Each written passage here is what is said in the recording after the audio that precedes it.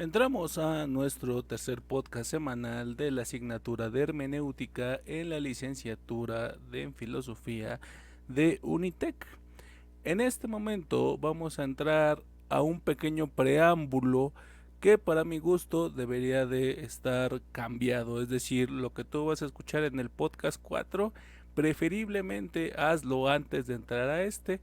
De no ser así, por motivos de tu asignatura y todo lo demás, venga, solamente te doy la advertencia que aquellos temas que aquí van a quedar ambiguos o tal vez no son abordados con todo el matiz y las variantes que son necesarias, en nuestro podcast número 4 podrás encontrar una versión mucho más amplia. Comenzamos. En este tercer podcast vamos a encontrar una tensión que no es explícita, pero es necesario retomarla. Y esto es el debate entre modernidad y posmodernidad y cómo la hermenéutica va a tener cabida en este contexto. Empecemos por algo relativamente sencillo.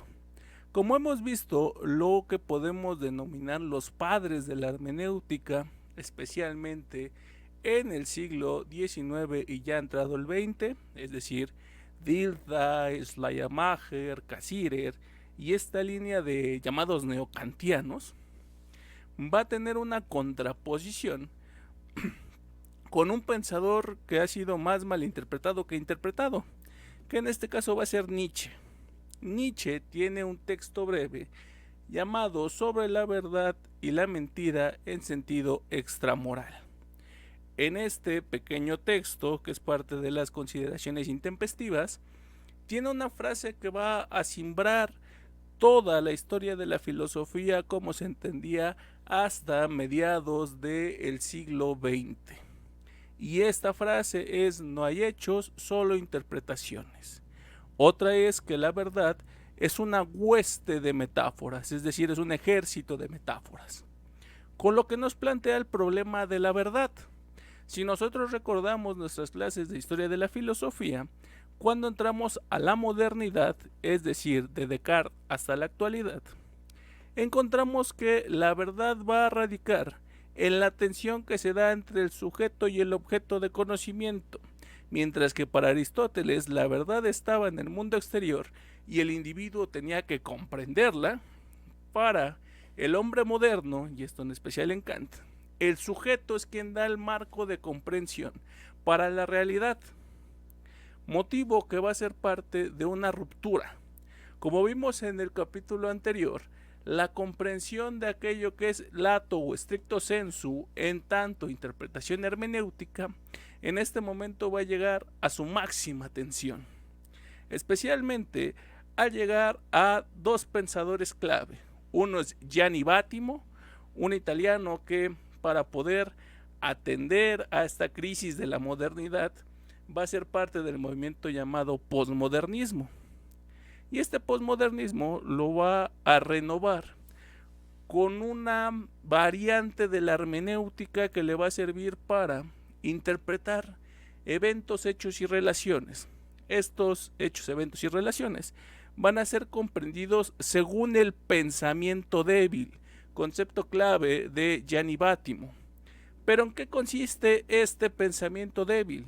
El pensamiento débil es lo que nosotros hemos estado viendo como una interpretación lato sensu, es decir, le conviene y está en función de aquello que el sujeto se acerca al texto. No me importa lo que dice en sí el texto, sino yo qué puedo utilizar del texto para interpretar mi realidad. ¿Ok? Y esta va a ser la clave y el primer punto para comprender la importancia que va a tener Nietzsche. Si es que yo soy quien pone el orden en la vida, entonces cada uno tiene su verdad y esta verdad se va a enfrentar contra la otra verdad.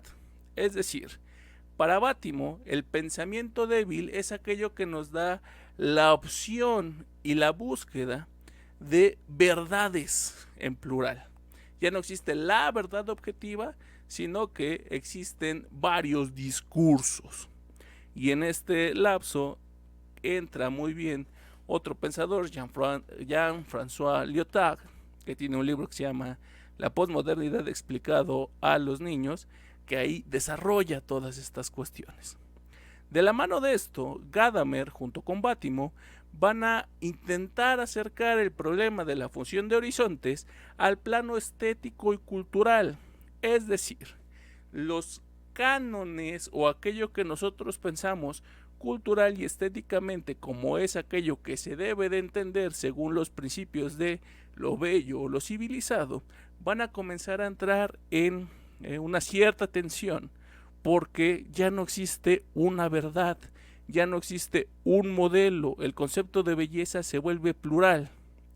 Y en este mismo sentido, es decir, el choque entre distintos modelos de verdades, emerge la hermenéutica y el pensamiento débil como una nueva esfera. Es decir, no me importa que tú pienses distinto porque yo pienso esto. No se trata de confrontar nuestras ideas y nuestros pensamientos, sino crear pequeños grupos o sectas que van a pensar lo mismo. En este mismo esquema va a aparecer Martin Heidegger en un primer momento con la búsqueda de una destrucción de la historia del ser. La destrucción del ser la podemos encontrar desde el prólogo y las citas del inicio de Ser y Tiempo. En ellas Heidegger señala que desde Platón a la actualidad toda la filosofía ha sido un simple malentendido del ser. Esta idea la va a tomar Jacques Derrida, un francés que va a tomar esta destrucción de la historia y la va a aplicar a la metafísica de lo que él llama la metafísica de la presencia, que es lo que nosotros en epistemología conocemos como el sujeto trascendental. Es decir, para Derrida y la deconstrucción vamos a comenzar a leer todo y todo vamos a encontrar algún vericueto, algún error conceptual, alguna situación que no es clara, para nosotros contrarrestarlos con una nueva interpretación.